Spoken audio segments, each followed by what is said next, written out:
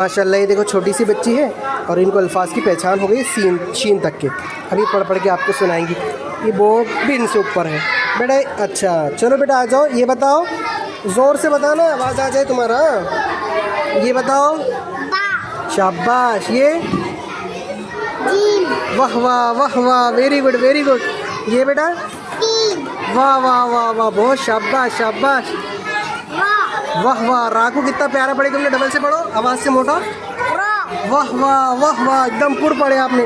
ये माशाल्लाह शीन की सख्ती निकाले माशाल्लाह। ये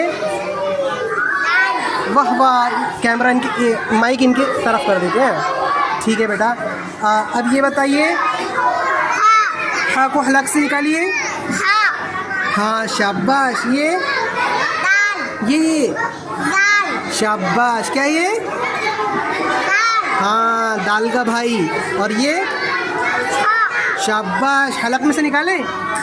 शाबाश माशाल्लाह, हलक में से निकाल रही है बच्ची मखारिज के साथ अदा करते हुए। हाँ ये बेटा, ये हाँ हाँ काय का भाई है ये? रॉ का। शाबाश, वेरी गुड वेरी गुड। ये शाबाश। ये शाबाश, बहुत शाबाश। ये very good very good very good, शाबाश माशाल्लाह माशाल्लाह माशाल्लाह। इधर देखो कैमरे में, माशाल्लाह छोटी सी बच्ची है और हमारे अल्फाज की बच्चों को पहचान शीन तक हो चुकी है माशाल्लाह।